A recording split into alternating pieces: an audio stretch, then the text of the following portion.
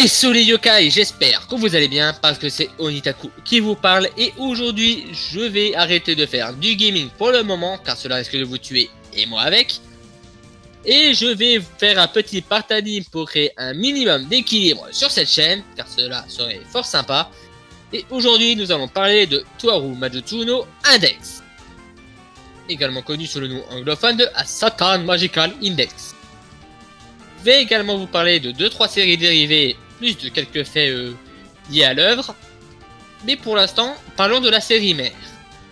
Toaru Majutsu no Index est un light novel écrit par Kamashi Kazuma et dessiné par Aimura Kiyotaka. La première partie fait 22 volumes pour un total de 133 chapitres, publié du 10 avril 2004 au 10 octobre 2010. J'ai mentionné une partie 1 car également une partie 2, Shinyaku Toaru Majutsu no Index, toujours en light novel évidemment, qui est en cours de publication depuis le 10 mars 2011. Et pour vous donner encore un équivalent en anglais, cela donne A Satan Magical Index New Testament, ça veut dire ce que ça veut dire. Les genres qui lui sont attribués sont l'action, la comédie, la fantasy, la science-fiction, les super-pouvoirs et le surnaturel. Est-ce qu'il vous faut d'autres genres pour vous faire comprendre que c'est un monde pas très normal? Un light novel qui a perduré quand même par-delà le temps, parce qu'on est en 2018 et c'est encore en cours de parution. Moi je trouve que c'est quand même impressionnant. Après, il se trouve d'autres light novels ont également cette particularité, mais je me suis pas réellement renseigné sur les autres light novels que celui-là. Une adaptation manga a vu le jour depuis le mai 2007, publié dans le Mostly Shonen Gangan, donc qui est connu pour Soul Eater et Fullmetal Alchemist notamment. Et comme vous avez entendu le nom du magazine, ça a été catégorisé dans Shonen, donc je pense que cela est plus que justifiable, cela est plus ou moins correct. Une adaptation en entraînant une autre le 3 octobre 2008, donc un peu plus d'un an après, une adaptation animée a vu le jour et il y a actuellement 2 saisons complètes de 24 épisodes et une 3ème saison est en cours à l'heure où je vous parle, 4 épisodes pour être précis, pour un total de 26 épisodes à la fin. Le studio qui s'occupe de l'animation de Toaru Majutsu no Index est le JC Staff, connu pour Zero no Tsukaima, Prison School, Shogeki no Suma et One Punch Man 2, donc la saison 2 de One Punch Man.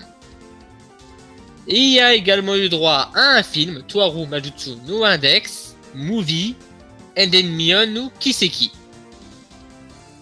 Le film a été publié en animé le 23 février 2013, toujours par le même studio. Et également eu une adaptation manga dans le même magazine que la série du même nom, logique, du 12 février au 12 octobre 2013 également.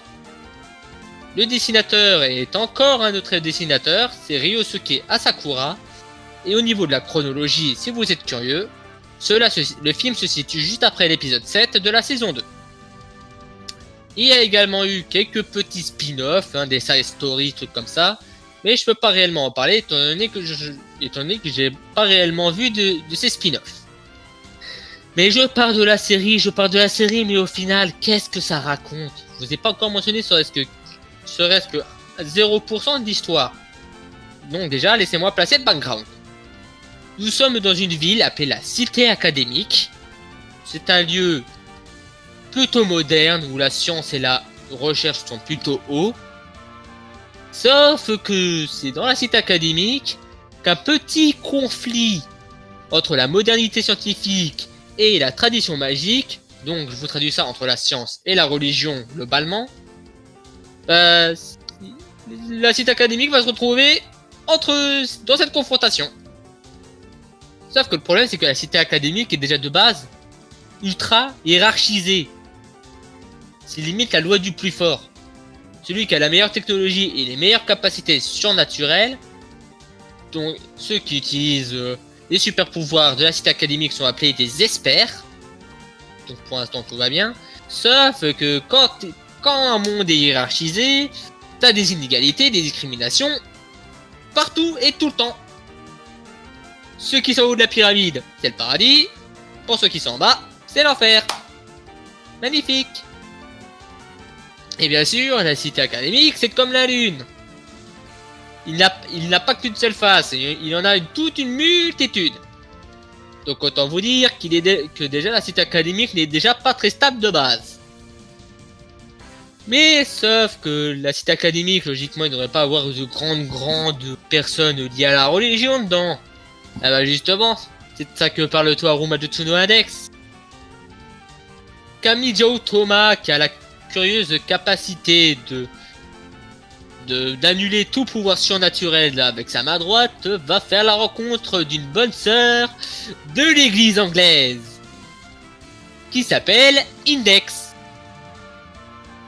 Vous voyez déjà les problèmes venir?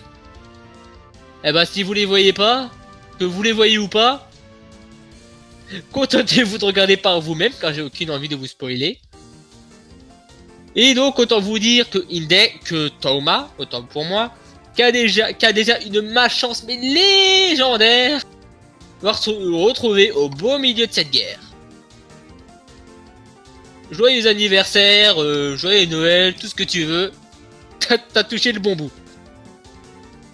Maintenant, pour arrêter de parler de l'histoire de Toharu Majutsu no Index, nous allons parler maintenant d'une série dérivée qui s'appelle Toharu Gakoku no Reigen, qui est pas passé par la case light novel, directement par la case manga, qui a eu droit à une adaptation manga d'ailleurs bien avant la série mère,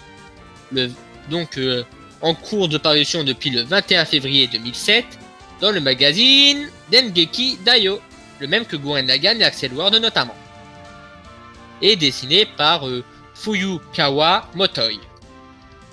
Et comme pour sa série mère, il a eu droit à une adaptation plutôt rapidement. Enfin, plus ou moins, littéralement, 1 an après la série mère. Toujours sous le même nom, Toharu Gakoku no Reigen, depuis le 3 octobre 2009, 2 saisons de 24 épisodes, une saison 3 prévue pour 2019. Et avec également quelques petits spin-offs, mais encore une fois, je les ai pas regardés, donc je peux pas vraiment en dire quelque chose. Mais c'est prévu de les regarder. D'ailleurs, pour tout vous dire, au moment où je tourne la vidéo, j'ai même pas encore fini la saison 1 de No Reigen. Mais bon, cela ne m'empêche pas de parler de l'œuvre, bien évidemment. Mais bon, Toharu Gakoku no Reigen, ça parle de quoi? Parce que ça parle certainement pas de la même histoire que la série mère, ce serait un peu bête. Eh ben ça raconte, là cette fois-ci ça se concentre sur un autre personnage récurrent de base de la série mère, Misaka Mikoto. Littéralement l'espère féminine la plus forte de la cité. Rappelez-vous ce que j'ai dit par rapport aux inégalités et aux discriminations tout à l'heure et vous comprendrez déjà peut-être un peu comment se déroulera tout ça. Elle peut contrôler les champs magnétiques et électriques, ce qui est déjà plutôt pas mal. Elle est en coloc avec Shirai Kuroko, qui peut littéralement se téléporter. Et son ami fait justement partie d'une organisation d'enquête sur les problèmes de la cité académique. Et autant vous dire que Misaka va souvent se retrouver au beau milieu. Car Misaka, elle aide son prochain. Elle va pas laisser ses amis dans la merde, tout simplement. Bon, après, de ce que j'ai vu pour l'instant, car je vous rappelle, j'ai même pas encore totalement fini la saison 1, ça raconte surtout les histoires d'une lycéenne de bonne vie.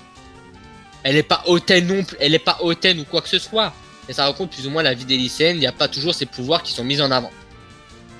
Et maintenant, celui dont là il faut vraiment que je fasse attention, car maintenant nous allons parler de la dernière série dérivée dont je vais vous parler, qui est Toharu Gakoku no Accelerator. L'un des meilleurs personnages, c'est littéralement mon deuxième personnage préféré, toutes séries confondues. Donc encore une fois, tout comme Toharu Gakoku no Reigen, sans passer par la case light novel, il est déjà sorti en manga dessiné par encore quelqu'un d'autre, c'est dessiné par Yamaji Arata, et publié depuis le 27 décembre 2013, toujours dans le Dengeki Daio. Une première saison est également prévue pour 2009, mais on n'a pas plus d'informations que ça pour l'instant, bien que l'histoire ce sera probablement la même que celle en manga. Et il a également eu droit à un spin-off, et là je vais juste m'amuser à le dire pour vous titiller un peu les narines et les oreilles, Tuaru idole no Accelerator Sama. J'ai rien d'autre à ajouter. Mais sinon, pour parler de l'histoire de Tuaru Gagoku no Accelerator, d'ailleurs j'ai même pas donné de traduction, car de toute façon, vous avez entendu, c'est exactement la même chose du côté de Raygun et Accelerator. Tuaru Gagoku, ça veut tout simplement dire un certain scientifique. Un certain scientifique. Ensuite, vous mettez Raygun et Accelerator derrière et vous avez le titre. Donc, je pense que vous avez compris, ça va se concentrer sur le personnage de Accelerator, qui est tout en haut de la pyramide. Sauf que lui, c'est pas tellement, même s'il est tout en haut de la paradis, sa vie, c'est pas forcément le paradis que j'ai mentionné tout à l'heure. Car comment dire, quand t'es plus puissant, les autres, bah ils vont essayer de te rendre encore plus puissant. Autant vous dire que votre vie sera pas toujours tout rose. Et je vais m'en arrêter là par rapport aux séries. Et maintenant, je vais vous parler de quelques anecdotes, surtout par rapport à la musique et à des petits classements du light novel. Déjà, on va parler de la musique. Déjà, sachez qu'il n'y a qu'un seul compositeur derrière toute la bande son de l'œuvre, que ce soit Raygun ou Index, ou même le film. Il s'agit de Mayako Iuchi. Et rien que pour avoir composé toutes les musiques des adaptations animées et OAV, il a déjà droit qu'on mentionne son nom. Et là, j'ai également envie de rendre hommage à ceux qui chantent les openings de Tuaru Majutsu no Index et des séries dérivées, car je les trouve franchement sympas. Donc je vais m'amuser à les mentionner et je vais en garder 2 à la fin, car ils ont quelque chose d'un peu plus que les autres selon moi. Après, je reste totalement subjectif et non objectif. Déjà, il y a Mami Kawada, Iku, Elisa, Mahon Kurosaki, pardon, j'ai oublié de dire son nom de famille, et Sashika Misawa. Donc déjà, c'est 5 chanteuses, oui c'est ça, ont chanté soit les endings, soit les openings des différentes adaptations. Et maintenant, je vais vous parler de Flipside. Flipside a chanté les différents openings de Tuaru Gagoku no Raygun, si je dis pas de conneries évidemment, et elle a également chanté l'opening de Killing Bites, le dernier animé que je vous ai présenté via le part anime. Et là, maintenant, la dernière est encore plus spéciale, surtout par rapport à l'œuvre, car c'est la seiyuu d'Index elle-même qui chante des endings. Il s'agit de Yuka Higuchi. Et quand je vois et dès que je peux pas m'empêcher de, comment je pourrais dire ça, d'être fasciné à quel point des personnes peuvent être à fond sur une œuvre. Pas dans le sens où ouais c'est mauvais, c'est faire quelque chose, non justement. Le fait qu'elle se donne corps et âme même pour chanter, en plus de faire un personnage principal, moi je dis chapeau bas. Chapeau bas. Et maintenant nous allons parler des différentes récompenses que l'œuvre a reçues. Car oui, il y a également de la même manière qu'il y en a qui disent quel est le meilleur personnage des mangas, trucs comme ça. Il y a toujours des petits classements nulle part. C'est toujours sympa les petites cases. Déjà sachez que Tuaru Majutsu no Index a été classé meilleur light novel. Enfin, classé meilleur light novel non. Il a souvent été dans le top 10 des meilleurs light novels depuis 2009.